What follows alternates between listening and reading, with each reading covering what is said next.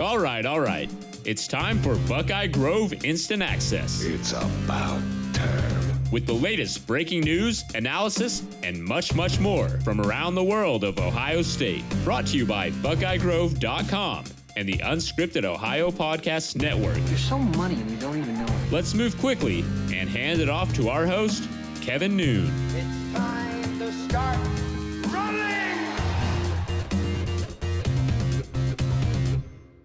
Hey, welcome to the BIA podcast, Buckeye Grove Instant Access. I am your host, Kevin Noon, and it is a Wednesday morning here on the BIA podcast.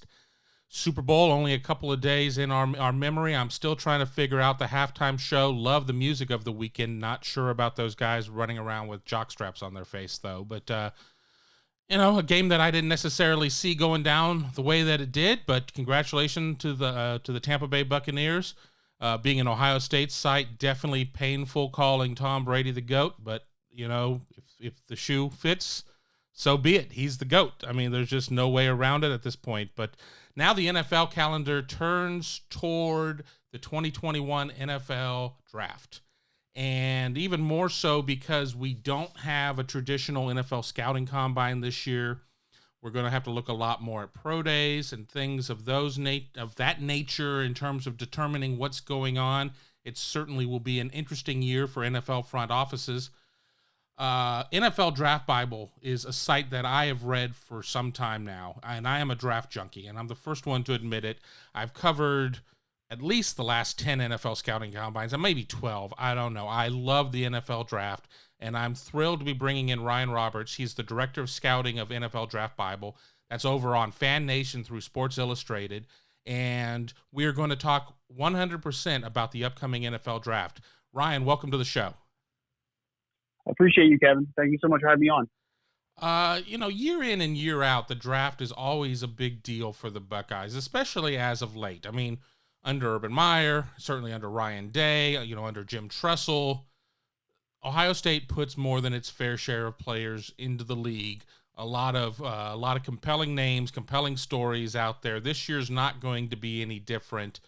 I think that if we were going to have just the traditional setup of how things would be, we would see, a lot of Buckeyes making it to the combine if it were under its normal circumstances. But a lot of big names, and we'll kind of go through them individually. But, I just kind of want to ask you, as somebody who looks at this from the NFL side looking in, just the reputation out there of the type of players that Ohio State puts out.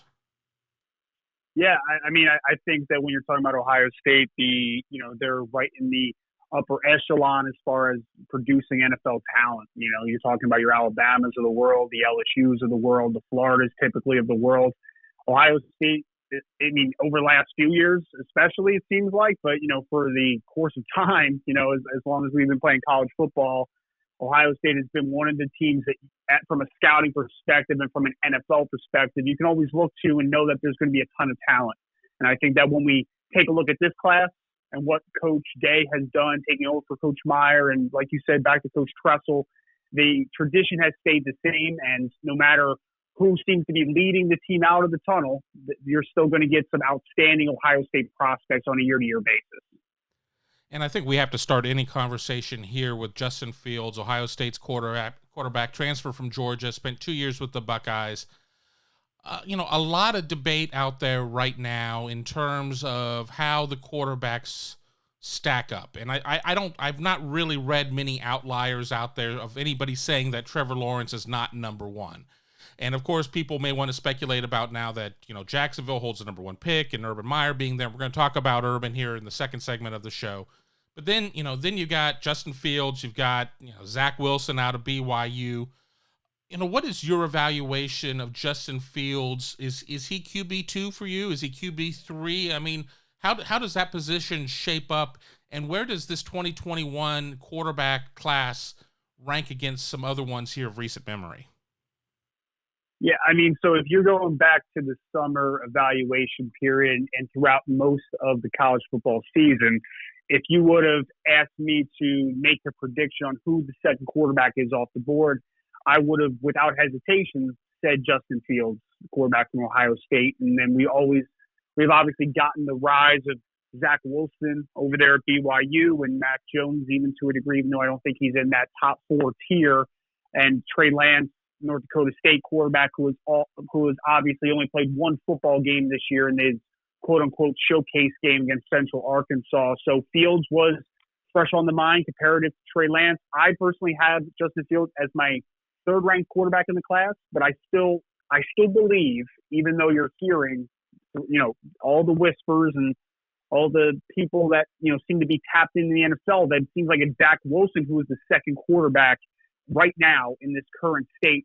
But I think that when people are going to really start getting to see him firsthand at those pro days, that you talked about the combine being a little different than usually is, we're still going to get a lot of those guys in there for the medicals and the measurements and to just see what they look firsthand. I think that when you do get Justin Fields in that environment, just seeing him stack up to some of these guys, people are going to get excited because he is 6'3", 220 plus pounds, very athletic, great arm. Like, all the talent is there for Justin Fields to be that second quarterback off the board. And even though the whispers are that Zach Wilson has overtaken that title, I do believe firmly still that when the draft officially does kick off in April, that Justin Fields is still a heavy favorite for me to be the second quarterback off the board. I think that a lot of people are going to bet on the upside there. And I think that when you look at Justin, it doesn't take very long to look at him and say that kid could be special if he puts it all together. So I still think that Justin Fields is going to be the second quarterback off the board when it's all said and done. What do you think the biggest question that Justin Fields needs to answer one way or the other in terms of the NFL front office is? I know that in terms of covering him on the college side of things, some of the criticisms were he held onto the ball a little too long, maybe didn't get through his progressions quickly enough. Some mechanical things that I think that certainly can be cleaned up when this goes from being, you being a Saturday player to this being your full-time job and being a Sunday player. But what are the reservations? I don't even know if that's the right term. If I want to say reservations, what is it that would maybe have Zach Wilson rate a little bit higher with some guys than Justin Fields, that are things that may be in his control? I think that the two biggest issues that there has always been around Justin Fields, and you hit the nail on the head on it, is one, he does seem to have a little bit of a slower trigger. He's one of those quarterbacks in the vein of Deshaun Watson, in my opinion, where Deshaun Watson's not the most anticipatory thrower of all time. He, sees a window, then he throws it. And I think that Justin Fields is kind of the same way to a degree. So he's not the best on quick game. He's not the best on some, quick breaking routes. Like, it's not really his bread and butter. What he can do, though, is he can extend the football. He has great athleticism. He can win outside of structure. And the pocket awareness is not always the best because he just seems like he doesn't feel the pressure all the time. But those things, especially the pocket awareness specifically, are things that with more game experience, because we have to remember, we're still talking about a 1.5-year starter in actuality with the abbreviated season this year. So he's a guy that still hasn't had a ton of playing time on the college level when you really look at it. So those types of things, anticipatory thrower to a degree, but just the pocket movement and ability to feel pressure is something that just the more you play, the better you can get and the more comfortable that you can get. So for me, though, you're not going to see too much of that pocket management in those, those pro day settings where you're just running around in shorts. What I think that Justin Fields needs to really show is, hey, he understands a lot of different concepts. Because one thing that people are going to continue to talk about, and everybody wants to compare guys to the same degree, right? They're all apples to apples because they're all Ohio State quarterbacks. But Dwayne Haskins is, it's kind of fresh on the mind of that he didn't pan out. So people are going to say, oh, Justin Fields has some of the same some of the same flaws and things that you need to clean up. But they're completely different players, and they win in completely different ways. But one thing that is, I don't want to say troublesome, but one thing that is maybe not the most advantageous to his progression as a quarterback is Ohio State's offense is very simplistic, which a lot of offenses are to a degree. They're run read. Ohio State's going to run a ton of mesh, a ton of spacing. Like, it's not anything super exotic.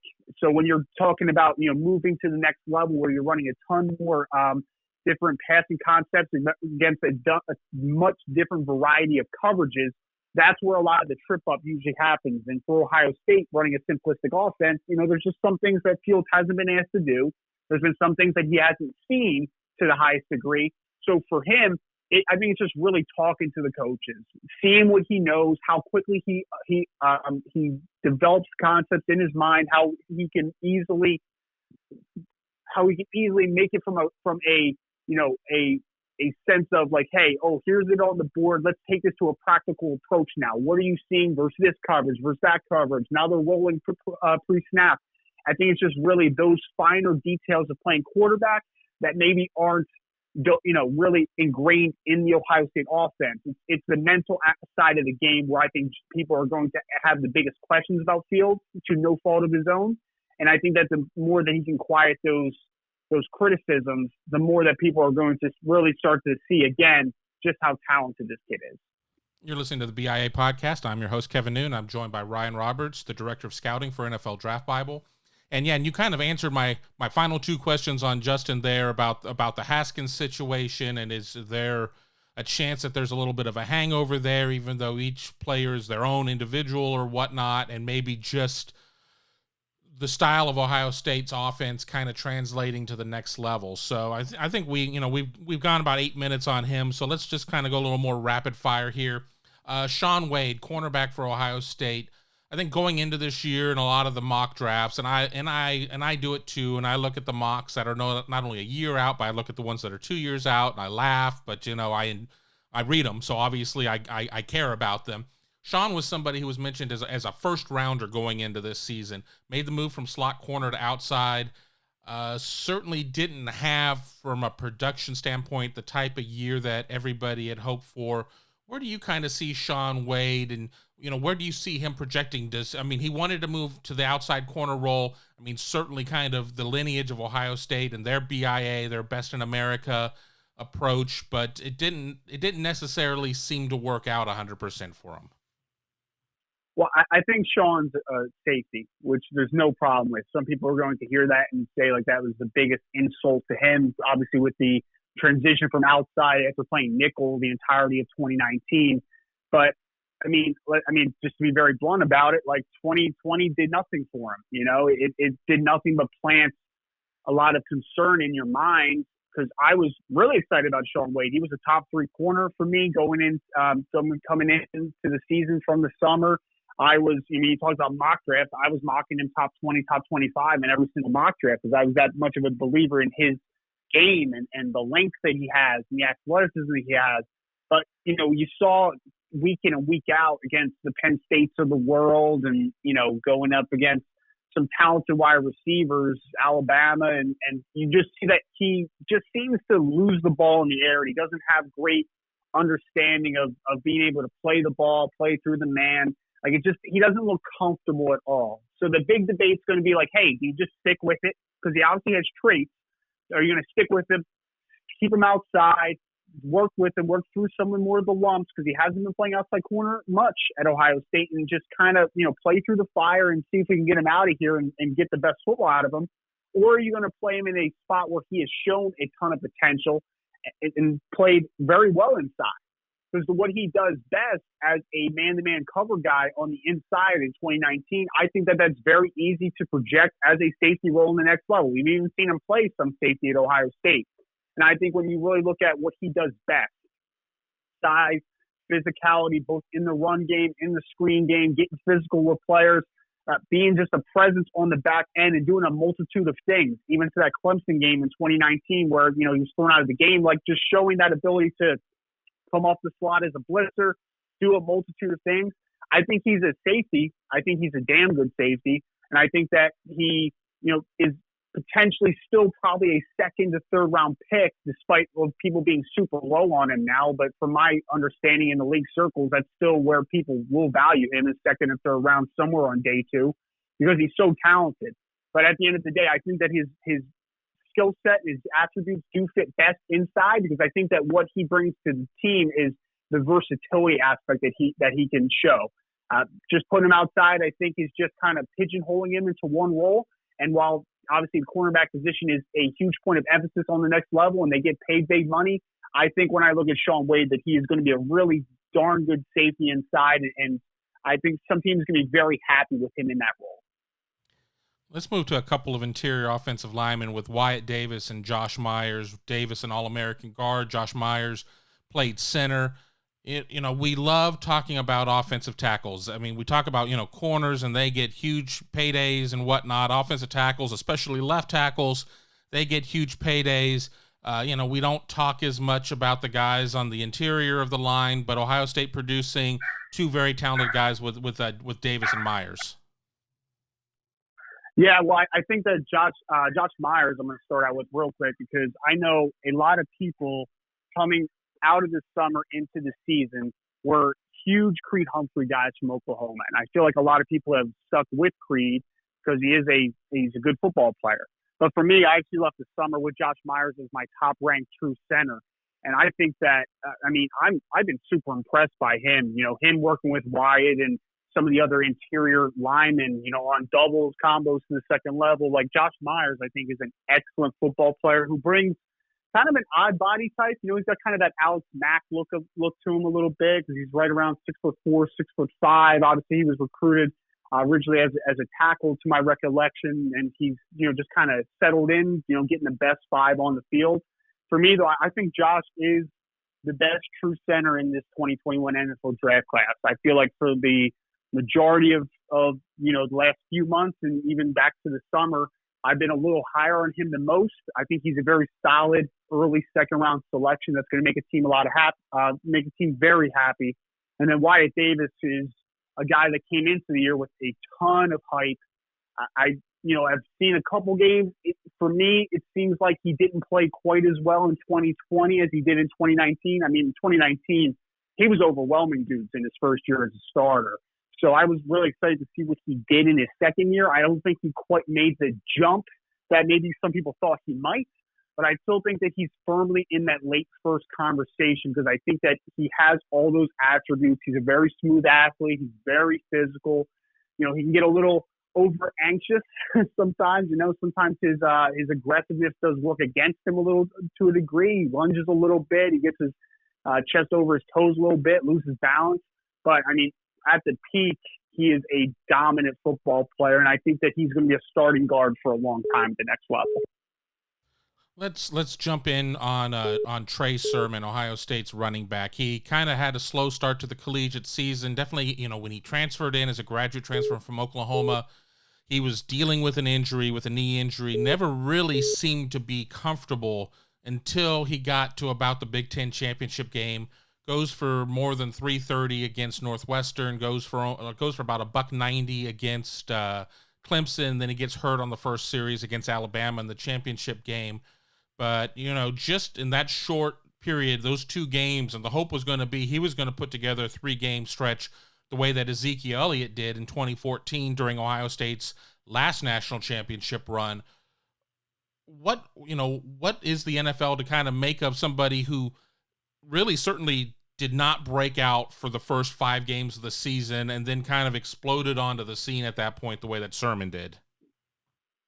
Well, I think it's always a what have you done for me lately? So for the NFL and for scouts, I think they're going to be looking at, especially because he did some of his best work against the better teams that he played defensively. You talked about Northwestern, you talked about Clemson. Obviously, he had big outings in both those games. So that's going to help him big time, and it was in recent memory. So that's going to be fresh on the mind. I'll be very honest. When he was at Oklahoma, when I was doing my work on him last year, I wasn't a huge fan. I felt like he was a little too heavy. I didn't think that there was anything dynamic about him.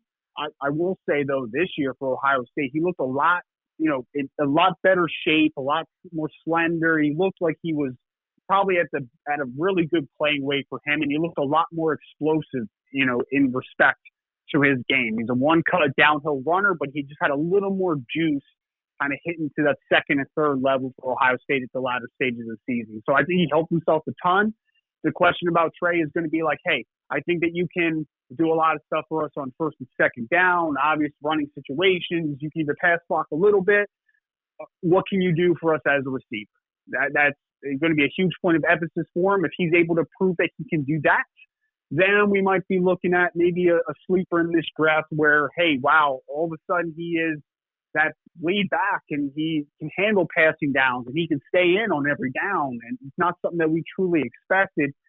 But I do think at the floor of what he can be, he's going to be a situational power back who has a little more juice than maybe you might anticipate.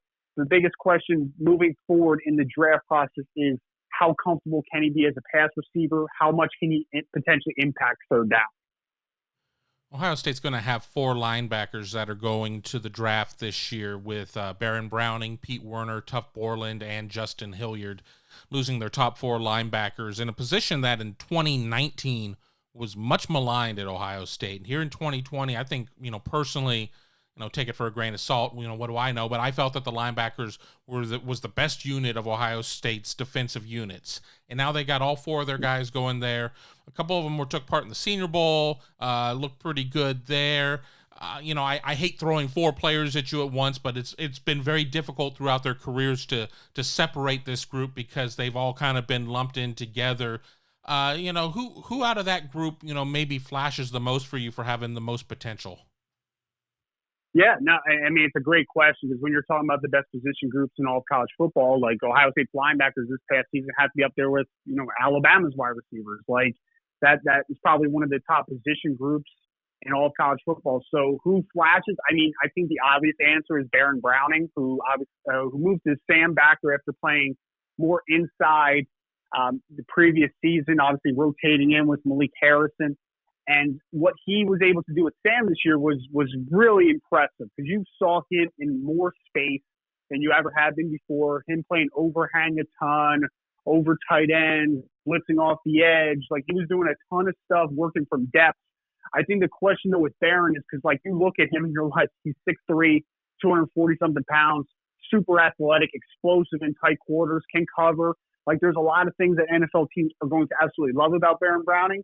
The question is, like, what is his impact against the run? Because in 2019, like, his instincts just are a little hit or miss. He's got a little bit of a slow trigger, and part of that might be, hey, he was a guy that had to wait his turn and was only a part-time starter in 2019. So it wasn't even like he was getting a ton of playing time, even though he flashed, certainly.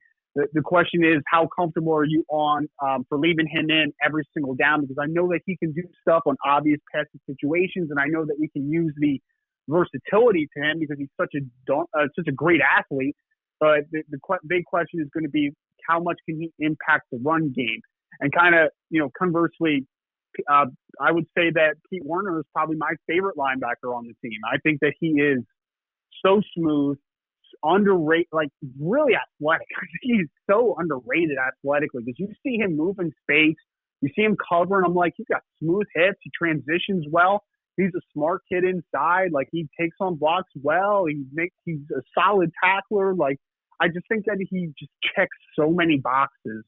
So he's probably my favorite. And honestly, him and Browning are probably going to grade out pretty similar for me for my final eval because a lot of what Browning struggles on, Pete doesn't struggle on. He does well. So it kind of evens out a little bit, even though Werner obviously isn't quite the athlete that Baron Browning is, but he's not a bad athlete by any stretch. He's a good athlete. So I think that those two guys are obviously the big names.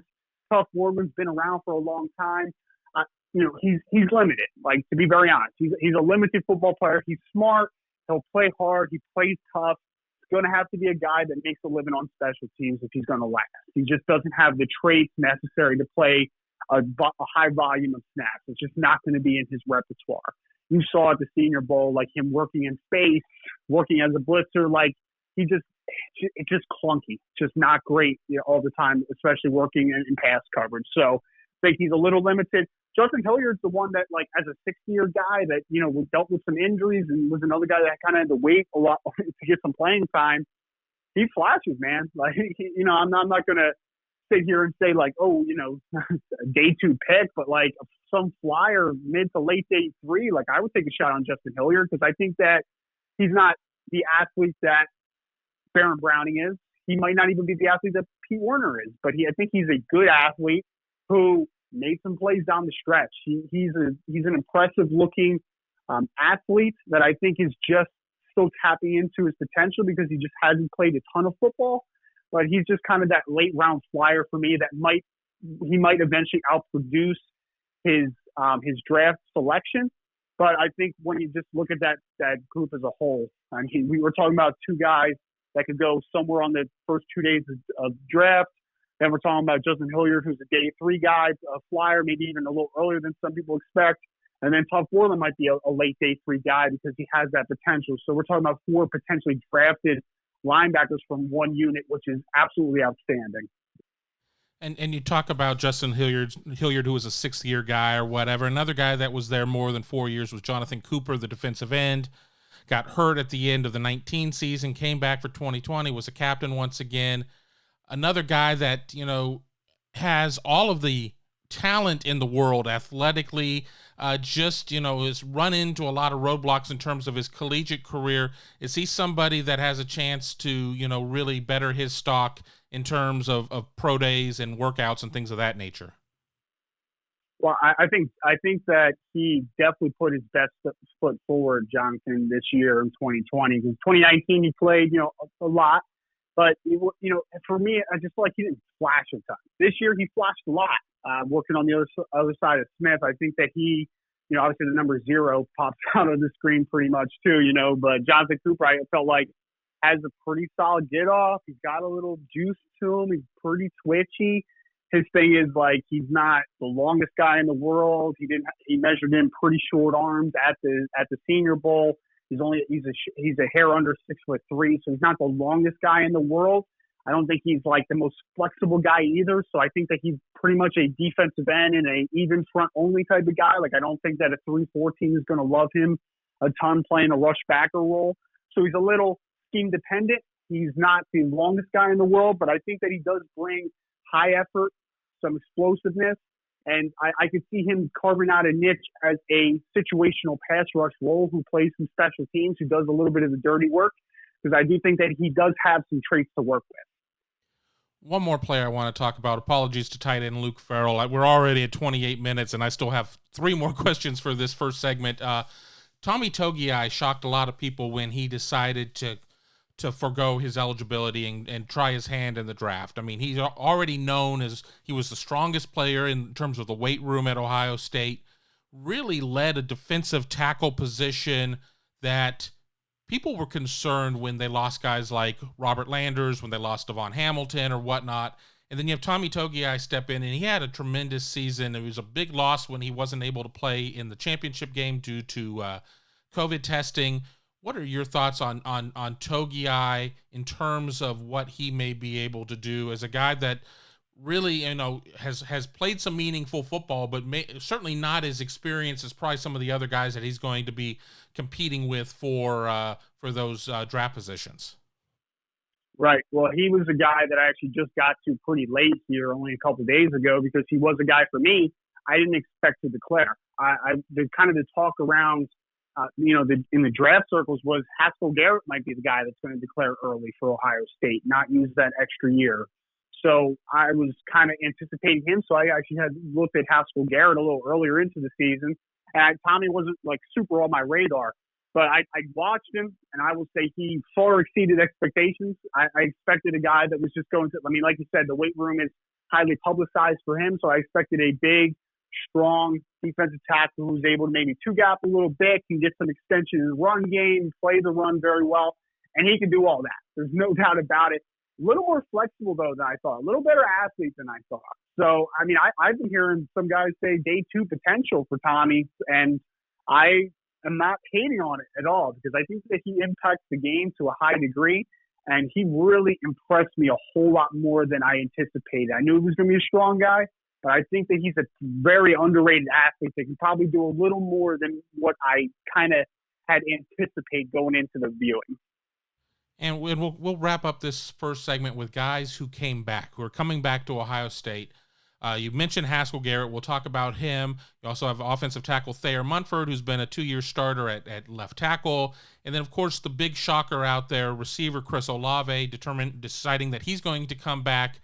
Kind of throwing a couple names at you there, but I think start with Olave. How high could he have been this year with just even a a good, not even great, but just a good showing in terms of some of the evaluations or whatnot. I think that was the name we were most shocked about one way or the other in terms of players opting to come out or players opting to come back.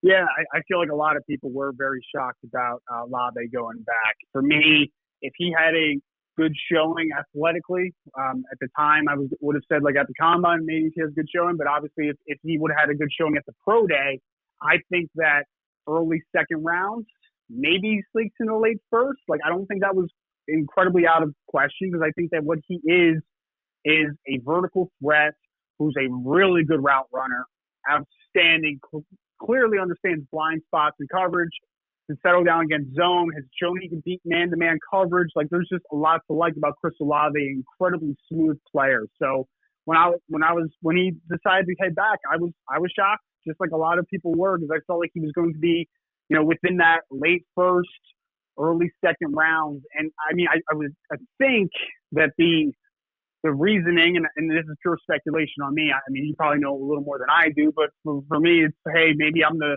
number one receiver off the board next year.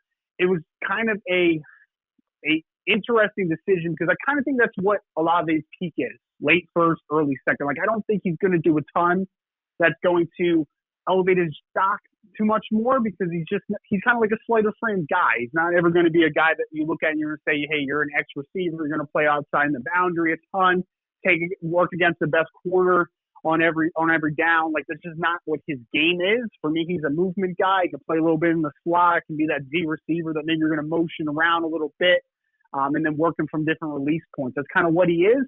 I feel like no matter if it was this year or next year, he's going to be drafted around the same spot during the draft. So it was a little odd for me, but I do think he's a good football player who, has a chance again to be a late first round pick next year.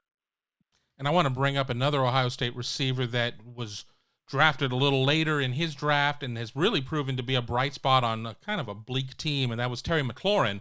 That everybody was talking about what Chase Young was going to be able to do, and obviously Dwayne Haskins or whatever, and obviously Chase Young has done what Chase Young's done, defensive rookie of the year. But Terry McLaurin certainly somebody that has surprised a lot of people. And then I also had a note that I was going to bring up later as we were talking about Shaun Wade in terms of moving him to safety or whatnot. But just how many people out there kind of missed on Jordan Fuller and what he was able to do with the LA Rams. Mm-hmm. Yeah. So I'm actually a Rams fan. So I got the complete season kind of outlook on Jordan Fuller. And, you mentioned Terry McLaurin, another guy that obviously outplayed his draft selection. So those guys have been a joy to watch, and especially from Fuller. I mean, I did not think that he was a great football player at Ohio State. I kind of had a lower grade on him. I think I had a 7. He ended up going, I believe, in the 6th round for the Los Angeles Rams. So obviously he's proven me wrong because he played a lot better than a 6th round draft pick for sure. And he's a guy that, for whatever reason, like, it didn't ever seem like it clicked to the highest level for him. But the Rams used him in a role that was best suited for him, just like the Washington football team are doing now for Terry McLaurin. And it's always nice to see those hidden round guys because, every scout I've ever talked to is always, most guys can do this job on day 1 into day 2. It's the 3rd day where scouts really make their money. And those types of guys like a Jordan Fuller really show you how important the scouting department is to building a team. When you look at, break down from 1 to 53 from each position, positionally, it's not your first round picks. They're kind of come from varying backgrounds, and Jordan that you brought up is, symbolizes that to the highest degree as a 6th round pick for what was a very good Los Angeles Rams defense this year. So it's just always fun to see those kind of hidden gems on day 3. And to get excited about, who you were high on, who's exceeding expectations. I think that's really what makes the draft process so much fun. So plenty going on for the Buckeyes there. We're going to take a quick break, and on the other side, we'll go lightning round, and we'll talk about other Buckeye news in terms of the NFL, and that is Urban Meyer and the Jacksonville Jaguars. I'm Kevin, and I'm joined by Ryan Roberts, and we will pick this back up in 30 short seconds. Egg Water Conditioning has been treating well in city water in Central Ohio with American-made water filtration products for over 60 years. Have a water quality problem? The water treatment experts at Hague know how to solve it. Not sure if your water softener is working? They will test, inspect, and sanitize any brand of water softener for only $20. Schedule a system checkup or water test today by calling 614-836-2195 or visit them online at HagueH2O.com. That's Hague H2O.com. Welcome back to the BIA podcast, Buckeye Grove Instant Access. I'm your host, Kevin Noon. I'm joined by Ryan Roberts, the Director of Scouting at NFL Draft Bible. You can check out NFL Draft Bible over on Fan Nation through Sports Illustrated, and we are talking about the NFL Draft. And we've talked about the Buckeyes in the draft, but now let's talk about a former Buckeye who's going to be doing some drafting. Well, him and Trent Baalke will be for the Jacksonville Jaguars, and that'll be Urban Meyer. And, you know, even before we get into the particulars, how surprised were you that Urban Meyer made the jump into NFL coaching, and just how good of a situation is he facing in terms of taking a Jacksonville program that has not been very good as of late? We'll just say that, and now going into a draft where they have a ton of picks, and according to overthecap.com, $77.5 million in cap space. Certainly seems to be a unique position. Oh yeah, no, it's a really nice spot to be in, especially for a GM. Trent Baalke obviously getting the tag removed and making that ascension up as the full-time general manager after being in the interim role. So I mean, for Coach Meyer, I didn't expect it at all. You know, when the talk happened, I feel like every year you hear the same college coaches from Urban Meyer and Brian Kelly and Dabo Swinney. Like, you always hear about those guys, like, oh, those might be the guys that make the jump. Never happened. And for me, it was just like, Urban Meyer is obviously a great football coach. You know, he's proven that over his time at Utah and all the way back to Miami of Ohio. And obviously he's been an incredible coach for a long time. So it's not shocking to me that a NFL team would be very interested in him. What was maybe a little, it just seems like, for me, Urban Meyer, like, some guys just feel like college coaches, which is fine. You know, like a Pat Fitzgerald from Northwestern, for instance. Like, he's a good football coach, just seems like a college coach to me. Like, there's a big difference between being that guy who's recruiting your roster, being able to put it together, and then when obviously real money starts to flow in, and you're talking about free agency and all the different departments that the NFL has, from scouting departments to front office personnel, all those types of things. So Coach Meyer just seems like a college guy to me. So I thought it was a little bit of a strange hire. Obviously, I'm in wait and see mode because he's a very good coach. And I will say, if there's any job that you want right now to be able to build a franchise, Jacksonville Jaguars, like you said, they have all the cap space in the world. They're going to have Trevor Lawrence potentially on a rookie contract. So they have 4 to 5 years of control on a low-end deal for a quarterback comparative to the rest of the NFL, which means that you have more flexibility to build your roster. You have all this draft capital. There's not, any crazy, dumb contracts on this team. Like, everything is managed to a clean slate, basically. So it's a good situation to be in Jacksonville. Trevor Lawrence, see what you can build through free agency. But what they really need to do with all the draft capital is they really need to hit there, because that's how the best teams are built through the draft. So I think that it's a good situation for Coach Meyer and Trent Baalke taking over, and we'll see what happens. Because like you said, the Jacksonville Jaguars have been a mess over the last couple of years, but we have seen spurts where, hey, when they get those picks right, talking about going back to Jalen Ramsey and Yannick Ngakoue a couple of years ago where they're in the AFC Championship game, like, they can win. They have shown that they can do it. It's just about developing their players and then maintaining that winning way, because it went sideways very quick for Jacksonville after that one very good season a few years ago. We'll see what Coach Meyer can get done there. Talking about getting sideways, is there any way they get sideways and don't take Trevor Lawrence? I really don't think so. I know people just want to talk about it a bunch because Justin Fields, obviously with the Ohio State connection. Ryan Day is his former assistant under Coach Meyer. Like, obviously they have a very good relationship. I'm sure they talk about Justin a ton. He's been around the program. Like, I get why people keep asking about it.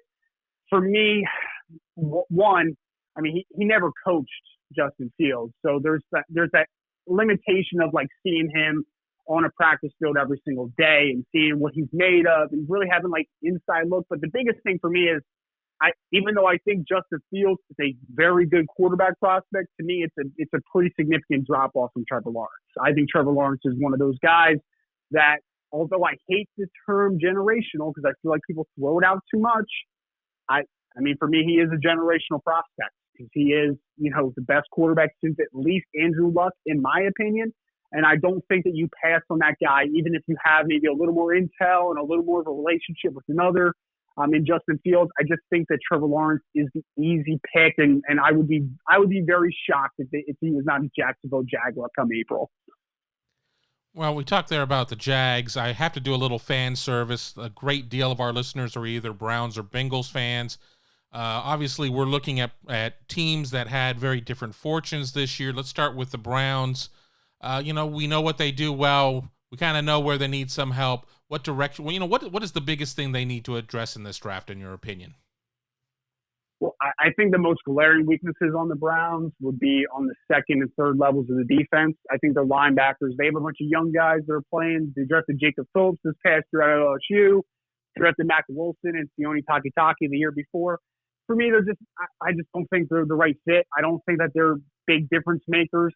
I think that in the perfect world, hey, if Jeremiah Owusu-Koramoah or Zaven Collins or one of these linebacker prospects are sitting there when their first round selection, even though some people will say like, oh, we don't draft linebackers in the first round.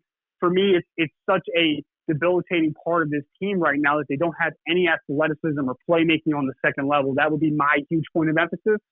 Cornerback as well as another one for me. Like if one of those top 3 to 4 corners from, Patrick Surtain or Caleb Farley or J.C. Horn, one of those guys are available for them, I think it's a no-brainer. So I think second and third levels of defense are probably the biggest needs. We'll see about defensive end. Obviously, they have Myles Garrett, but Olivier Vernon might be on his way out, so there might be a need as a bookend for Myles Garrett. But for me, I think second and third level of defense is the big point of emphasis for them to take that next step. And then with the Cincinnati Bengals, obviously everything went sideways for them when Joe Burrow got hurt. I don't know a single Bengals fan who doesn't decry the state of the offensive line there. Is that where they have to focus? What is the biggest need for the Bengals? It has to be offensive line. It has to be. I mean, the biggest win for them would be that Penei Sewell from Oregon is there at 5. I'll be hoping for him because I really liked Joe Burrow in last year's class. So I'm hoping that they were able to fix this very bad offensive line. Because, I mean, we had Jonah Williams at left tackle for them, who's a solid football player, not great. But then outside of him, there's just not much else. We have Bobby Hart starting at right tackle. Like, this offensive line is in shambles. It is not very good.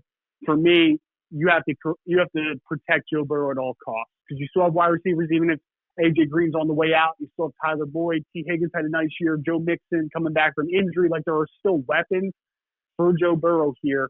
For me, it's all hands on deck offensive line. I don't care if you have to spend the first 3 selections fixing that offensive line, spending money in free agency for it. You have to fix it because if you get your guy hurt again 2 years in a row, then there's going to be doubts on is Joe Burrow going to be able to withstand this long term? Because we saw the injury that he sustained behind that bad offensive line this year. You have to protect your biggest asset, and Joe Burrow showed us in the beginning of last year when he's healthy, in rhythm, he was playing really good football despite of some of the shortcomings around him. And I think that at all costs they have to be able to protect him. And there you have it. And I know that I can't wait until the NFL draft comes up at the end of April, early May. And, I want to thank Ryan Roberts of NFL Draft Bible for joining us. For people who are unfamiliar with NFL Draft Bible and the work that you do there and the great team that you guys have there, why don't you take a moment just to tell people what to look for, what they can see over there and kind of what you guys are working on here in the near term as the calendar really starts to get into overdrive in terms of getting up to the aforementioned NFL draft. Yeah, it's really exciting times over at NFL Draft Bible. Obviously, we're part of Fan Nation now on Sports Illustrated, so we just jumped to a bigger platform, which we are, really excited about being able to reach an even larger market with the product that we already put out. Some of the things we do do a little bit of everything, from the draft guide that we put out every year, which had last year 660 players. We really just try to get the most comprehensive look at the draft cycle as possible. We work with agents, we work with players, daily content. I mean, we're putting out mock drafts every week. We're putting out, team-specific drafts. We're putting out featured pieces on prospects in the draft. We're doing interviews. We have a morning show. There's so much that you want to check out at NFL Draft Bible. And if you want to head over to si.com/NFL/draft, you'll be able to see all the things we do. I'm doing a ton, especially working now official in draft season. And, just appreciate you being, let me plug it for a minute because we're really excited about everything we have going on over there. Absolutely. And when you talk about weekly drafts, I can assure you I try to read all of them. I'm a Cowboys fan, so I already don't like the Cowboys draft even before it happens because I just assume Jerry Jones is going to have his grubby little mitts all over it and they're going to screw it up and not draft defense once again. But that's for another time and another place. But I'm really looking forward to getting closer to the draft. Disappointed that, I'm sure it's going to be severely limited access when it's going to be here in the state of Ohio. I was all set to go to Cleveland for it, or at least in my mind I was. But it should be a good time, right? Oh, absolutely, absolutely.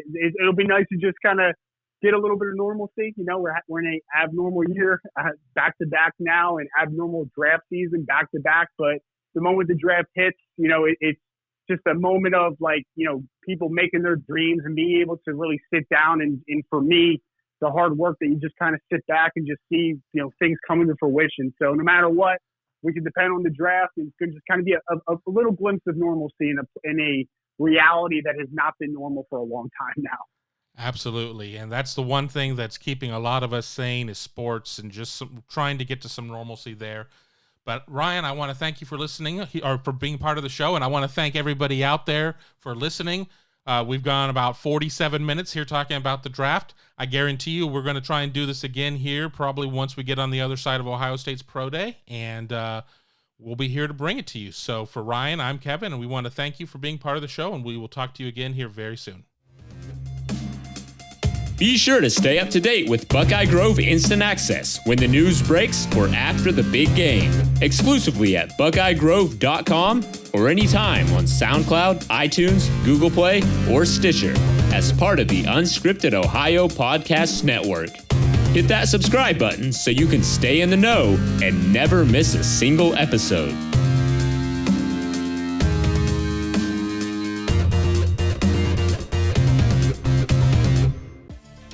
Thanks for watching. Be sure to click on that subscribe button so you don't miss a single thing, and come visit us over at BuckeyeGrove.com for all the best Ohio State information on the web.